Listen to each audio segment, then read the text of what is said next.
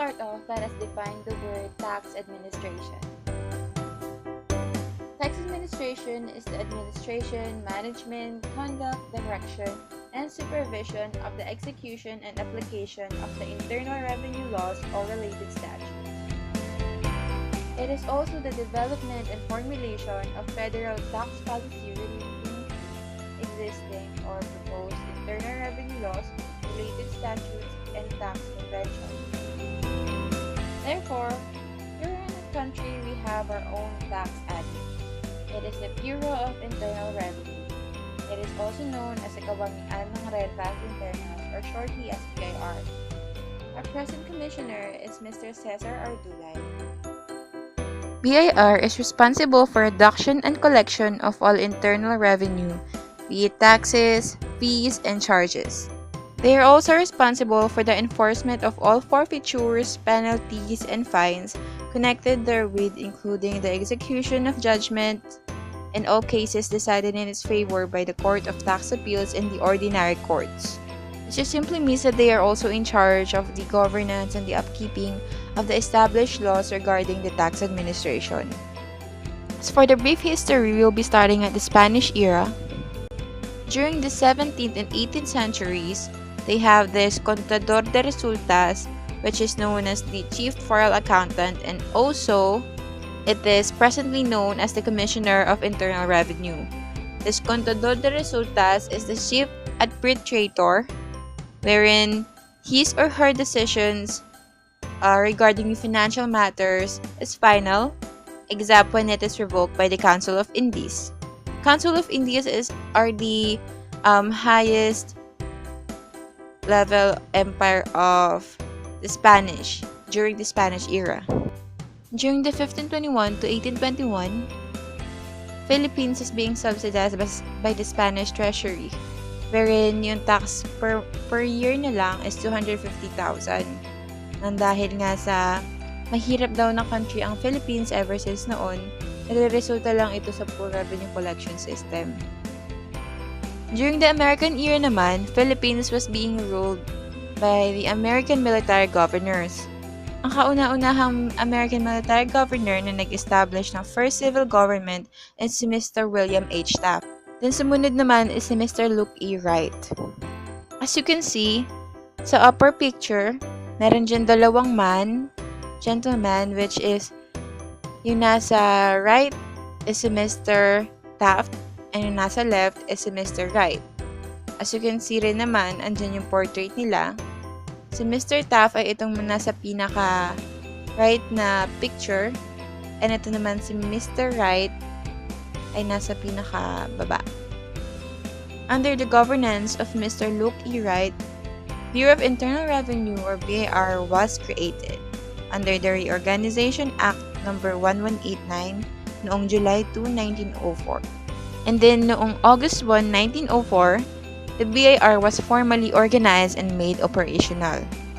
At yung mga unang officers nito ay sina Mr. Henry Ide, wherein siya yung Secretary of Finance, and our first collector or also known as the Commissioner is si Mr. John S. Hord. And meron ding 69 employees ang first organization, wherein nandun yung 1 collector, vice collector, 1 chief clerk, 1 law clerk, 1 records clerk, and 3 division chiefs. So, ito yung mga American collectors na na-appoint by the Governor General with the approval of the Philippine Commission and the U.S. President during the American era. Ang first reorganization ng BIR ay napatupad noong January 1, 1913 during the term of Collector William Halting. Si William Halting ay yung third over 4 American na naging collectors during the American era. So it happened during the BIR's first reorganization noong January 1, 1913 is nagkaroon ng 8 divisions or nagkaroon ng 8 offices sa BIR wherein nandun na yung accounting, cash, clerical, inspection, law, real estate, license, and records. So the most significant change sa BIR noong Japanese era, which is 1942 to 1945, was The Bureau was combined with the Customs Office and was headed by a Director of Customs and Internal Revenue. Pinag-combine yung Customs Office pati yung BIR noong Japanese era. During the post-war era, former President Rojas was interim during these times. Noong July 4, 1946, nakalayo na tayo sa kamay ng mga Amerikano at na-establish naman muli ang BIR separately sa Customs Office. So noong October 1, 1947, nagkaroon muli ng BIR organization under the Executive Order Number 94. Therein it says that the accounting unit and the revenue accounts and statistical division were merged into one. All records in the record section under the administrative division were consolidated. All legal work were centralized in the law division. So during this era, nagkaroon ng tatlong major reorganization. Itong first major organization ay itong Revenue Regulations Roman number 5-2. Napatupad ito noong October 23, 1947. Wherein sinasabi dito na the country was divided into 31 inspection units, each of which was under a provisional revenue agent. Except nga lang merong mga special units na tinatawag, yung mga city revenue agent or supervisor for distilleries and tobacco factories. Then the second major organization ay napatupad noong January 1, 1957, which is under the Executive Order Number 392, wherein nagdagdag ng bagong tatlong departments. Itong mga department na ito ay itong legal, assessment, and collection departments. And then the third major reorganization happened during March 1, 1954, under the Revenue Memorandum Order, also known as the RMO number 41, ay nagkaroon na naman muli ng newly created office wherein nadagdag dito yung Specific Tax Division, Litigation Section, Processing Section, and the Office of the City Revenue Examiner. During the Marcos administration, noong 1965 ay nagkaroon ng new direction sa BIR regarding the tax administration, wherein si Mr. Misael Vera ay nakaupo bilang the collector or also known as the commissioner. During this era, may dalawang program na nagkaroon talaga ng significant change at nakatulong ang mga panahong yun. Ito ay itong Blue Master Program and Voluntary Tax Compliance Program. Itong Blue Master Program is described as It was adopted to control the abuses of both the taxpayers and BIR personnel. So, itong Blue Master Program na ito ay nagbibigay ng barrier or nagkocontrol sa pag-aabuso ng parehas na taxpayers pati mga personnel sa BIR. So, there must be an equality. Itong Voluntary Tax Compliance Program naman was designed to encourage professionals in the private and government sectors to report their true income and to pay the correct amount of taxes, wherein meron pa rin equality kahit na professional ka na at nasa private or government sector ka pa, you must report your true income and pay your correct amount of taxes on time also, diba? So, equality pa din. So, during the 1970s, each taxpayer was provided with a TAN, which is also known as the tax account number, wherein nagresulta ito sa more facilitated identification of taxpayers, and also it resulted to faster verification of tax records, which is positive, diba? During the 1970s pa rin naman, nagkaroon ng important measures na nakatulong, nag-contribute sa BIR sa pangongolekta nila noon, wherein the payment of taxes through banks is inaprubahan under Executive Order Number 206, tsaka yung implementation of the package audit investigation by the industry. So, during the martial law noong September 21, 1972, nagkaroon ng new society, nagkaroon ng bagong approach sa developmental efforts ng gobyerno. Organization-wise, the BIR had also undergone several changes during the martial law period during it was 1972 to 1980, di ba? So, during those times, some tax amnesty decrees said by the president were announced which enabled erring taxpayers to start anew. So, it's a good time para magbago, para hindi na muli gumawa ng mali regarding sa tax, regarding sa gobyerno. So, binigyan sila ng chance nung martial law to start afresh, di ba? Aquino Administration. February 1986, pagkatapos ng People's Revolution, ang Bureau ay nagtalaga ng isang epektibong tax administration na tinatawag na Operation Walang Lagay. Ito ay ginawa para sa mas efficient and honest na taxation collection. Noong January 30, 1987, sa pamumuno ni Commissioner Benvenido Tan Jr., gumawa siya ng isang Executive Order No. 127 na dalawang major functional groups headed and supervised by Deputy Commissioner. Ito ay the Assessment and Collection Group and the Legal and Internal Administration Group. Noong 1989, sa pamumuno ni Commissioner Jose Ong, gumawa siya ng Tax Administration Program para mapabuti ang tax collection at gawing simple ang tax administration. Ang programa na ito ay para mapaganda at mas mapabuti. Nilalaman nito ay Taxpayer Identification Number o mas tinatawag natin na TIN and adoption of the new Payment Control System Net Income Taxation Scheme. Ramos Administration. In year 1997, ang kauna-unahang First Lady ng Bureau ay walang iba kundi si Commissioner Y. Benson Chato. Under her supervision, gumawa siya ng ACTS or Action Center Transformation Program. Ito ay para sa mas ikakayos ng mission and vision ng Bureau or BIR. Sa kanyang pamumuno, gumawa siya ng TCP or Tax Computerization Project. Sa project na ito, nakapaloob ang Computerized Integrated Tax System at Internal Administration System. On July 1997, gumawa ng Executive Number 430 para masuportahan ang pag-implement ng Computerized Integrated Tax.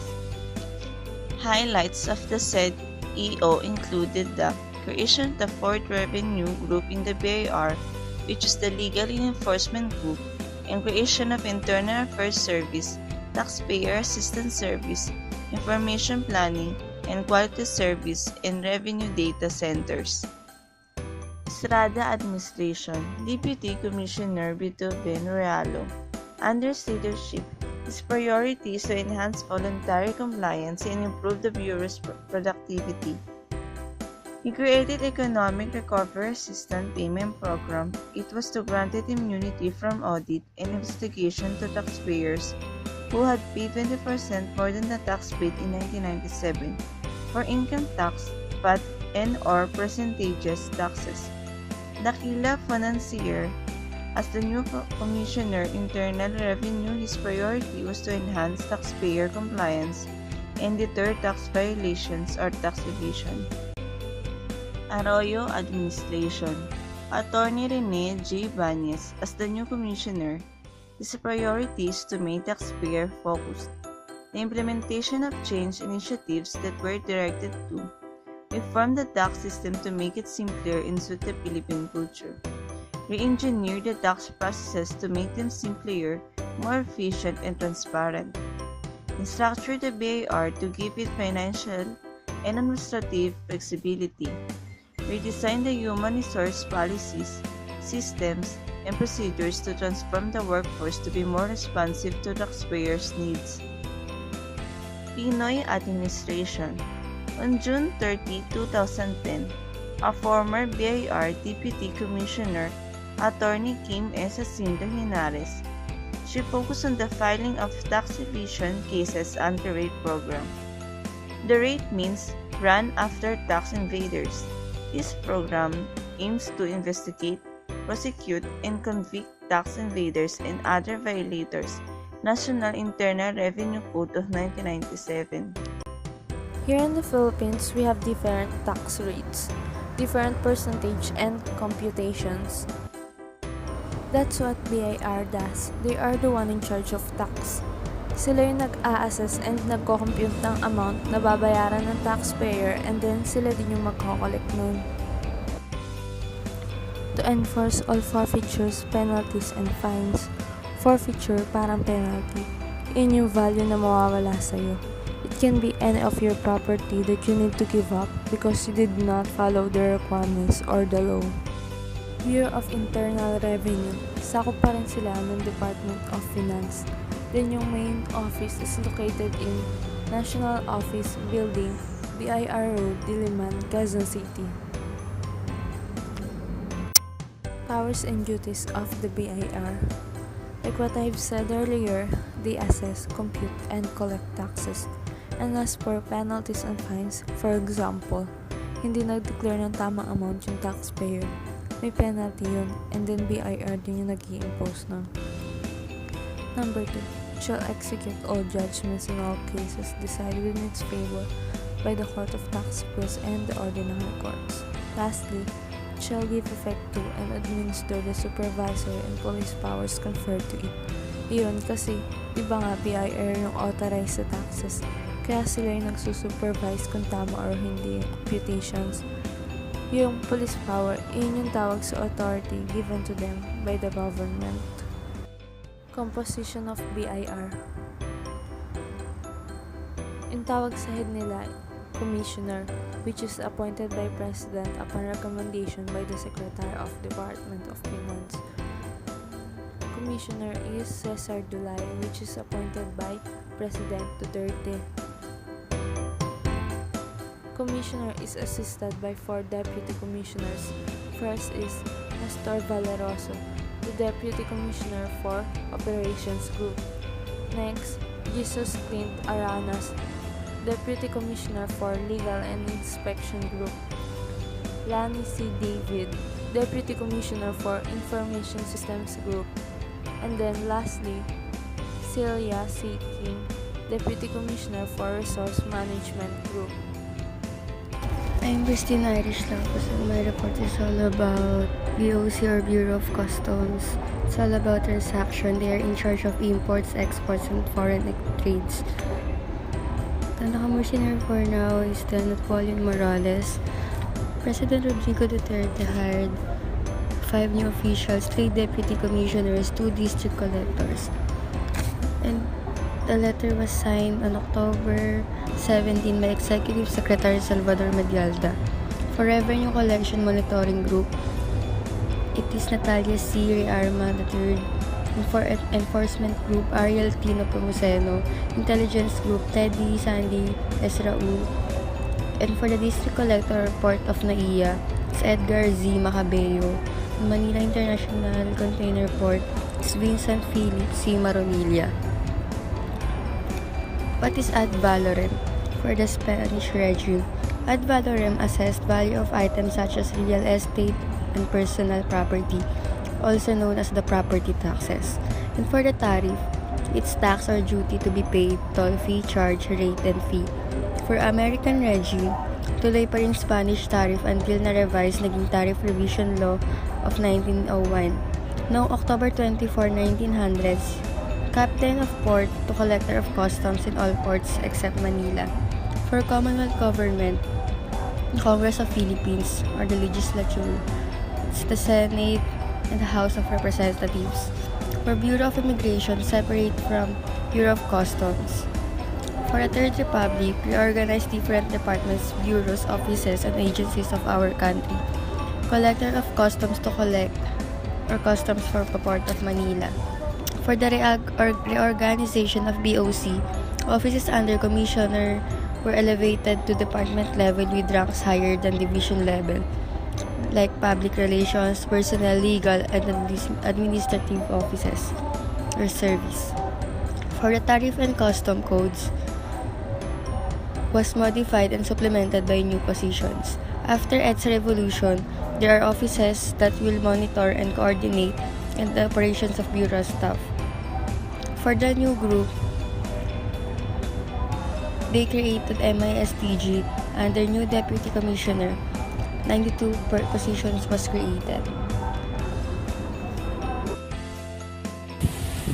Composition of Bureau of Customs. It is divided into 7 parts.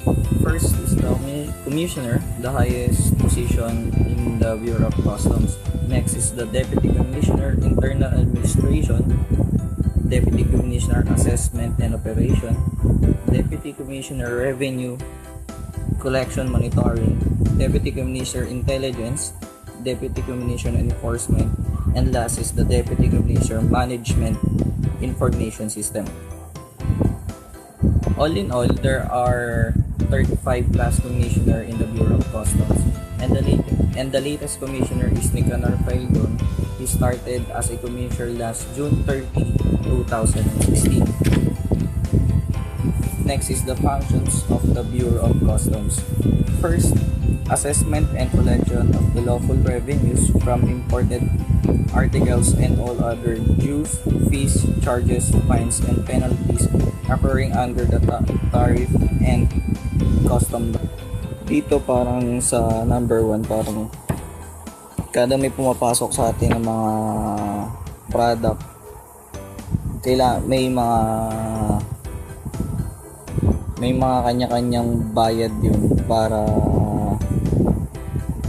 maiwasan yung mga smuggling. Tapos pag smuggled goods, syempre may mga fines and penalties yun based doon sa custom laws nila.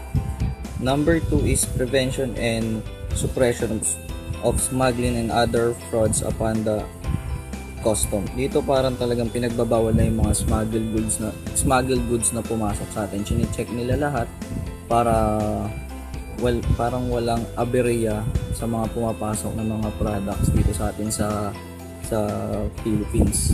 Number 3 is supervision and control over the entrance and clearance of vessels and aircraft engaged in foreign commerce. Dito syempre binabantay nila mga pumapasok na mga goods na nakasakay sa barko or sa eroplano para maiwasan yung mga aberya dun sa mga pinapasok na mga items dito sa atin sa Pilipinas. Number 4 is general supervision, control, and regulation of vessels engaged in the carrying of passengers and freight or in towage in coastwise trade and in the bays and rivers of the Philippines. Dito mas parang tinututukan nila yung mga goods na pumapasok sa atin, lalo na yung mga nakasakay sa barko, kasi minsan yung ibang mga tao parang mga sasakyan pandagat yung ginagamit para makapagpasok ng mga goods dito sa atin sa Pilipinas, and yun din yung ginagawa ng ibang tao para makapasok ng mga smuggled goods dito sa atin sa Pilipinas, gamit yung mga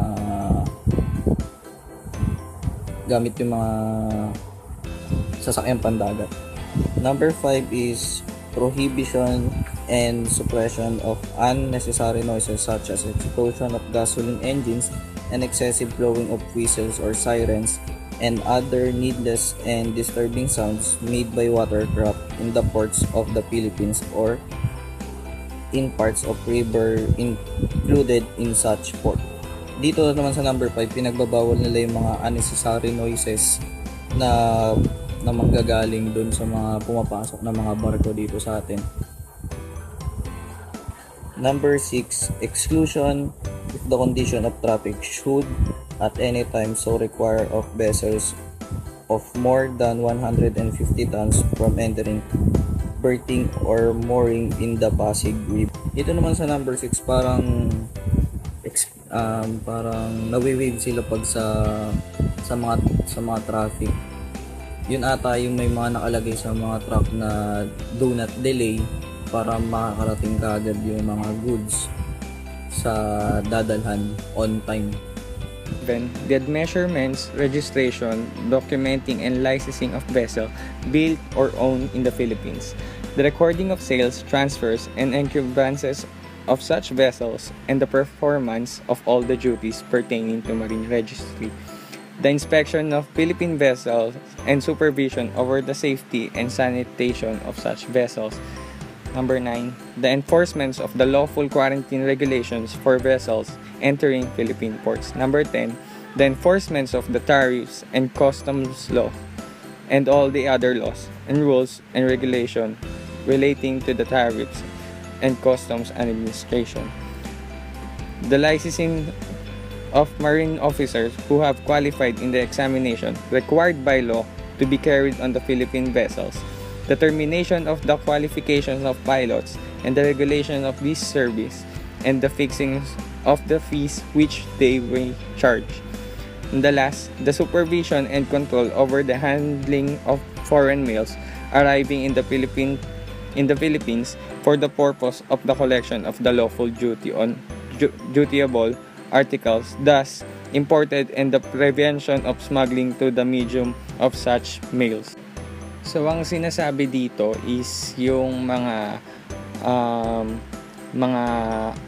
katulad ng mga barko na mga nagsishipment sa atin sa Pilipinas, kailangan yung barko is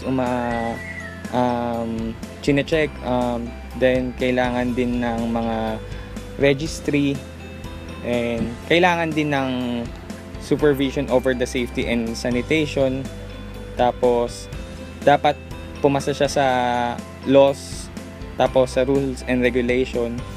Then kailangan ang mga marine officers ay nililisensyahan base sa examination nila galing sa law, para if sakali kung pumasa nga ba sila sa law para makapag conduct sila ng maayos. Territorial jurisdiction of the Bureau of Customs. For the effective exercise of the powers conferred by law, the Bureau shall have the right of supervision and police authority over the following. Number 1, all seas within the jurisdiction of the Philippines. Number 2, coast. Number 3, ports. 4, airports. 5, harbors. 6, bays. 7, rivers. And 8, inland waters. Dito sa mga sumusunod na to, ito yung mga dinadaanan ng mga, dito sinusuri yung mga katulad ng mga package na nanggagaling sa ibang bansa, yung mga mails, dito dumadaan yun. So dapat uma-under din sa law, katulad ng mga packages mamaya kasi is may drugs or what. So dapat dito kina-quarantine yung mga bagay na yun. The Court of Tax Appeals. Brief history of Court Tax Appeals. According to the Court Tax Appeals, or CTA, is a special court of limited jurisdiction and was originally created by virtue of Republic Act number 1125, which enacted on June 16, 1954, and was recently amended by Republic Act number 9282 on March 30, 2004. Previously, only decision, judgment, ruling, or inaction of the Commissioner of Internal Revenue, the Commissioner of Customs, the Secretary of Agriculture, involving the National Internal Revenue Code and the Tariff and Customs Code on civil matters are appealable to the Court of Tax Appeals. CTA is composed of 1 presiding justice and 8 associate justices. CTA is one of the courts of the land, is under the supervision of the Supreme Court.